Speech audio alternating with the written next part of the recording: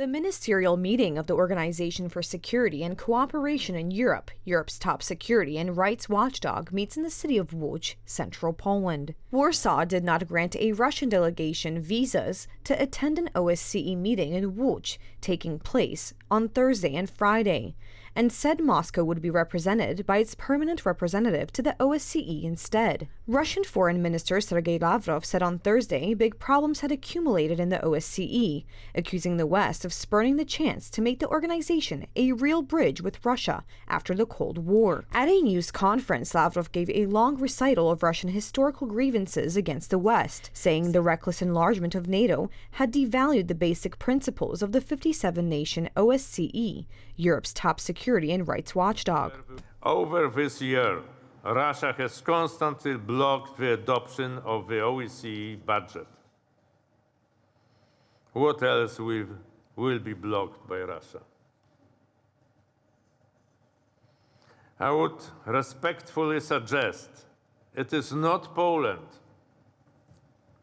that is the wrecking ball swinging indiscriminately around the halls of the OSCE.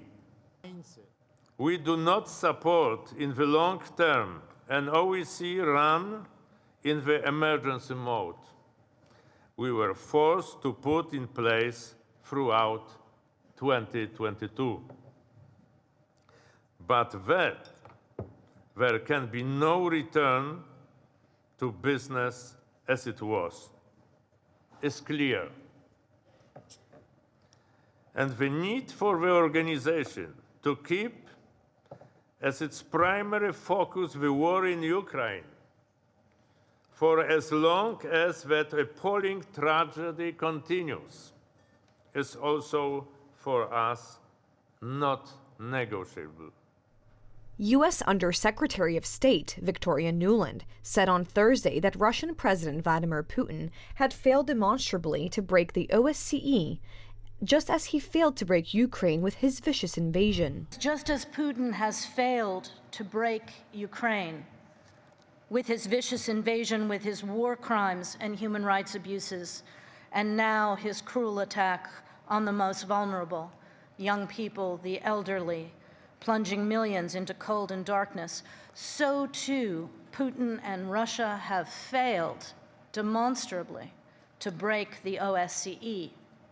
On the contrary, this organization, like the UN, has said no to Moscow's efforts to divide it, to paralyze it, to destroy it.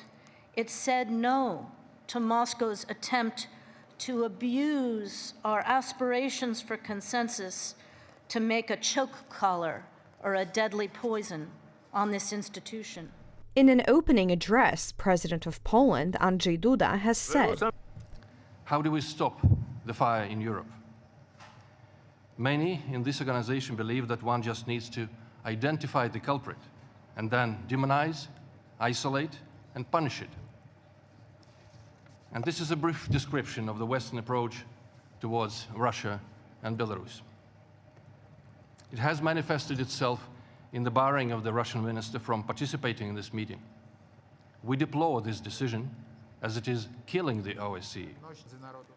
With due respect to our Belarusian colleague, there is a very clear way to stop this fire and to stop it today, and that is for Russia to stop its vicious war against Ukraine, its military attacks, but also now its vicious attacks on civilians, and for Belarus to cease to be an enabling platform for that vicious attack.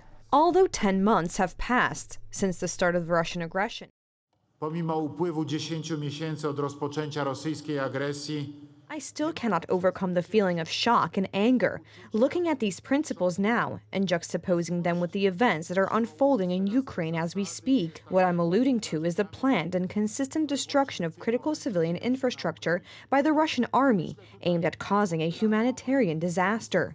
I know that after the Russian crimes committed in Irpin and Bucha, after the initial shock caused by the information about these horrendous events, the world and all of us are unfortunately beginning to get used to similar news. Ladies and gentlemen, we must not allow this to happen, either with respect to ourselves or to anyone else.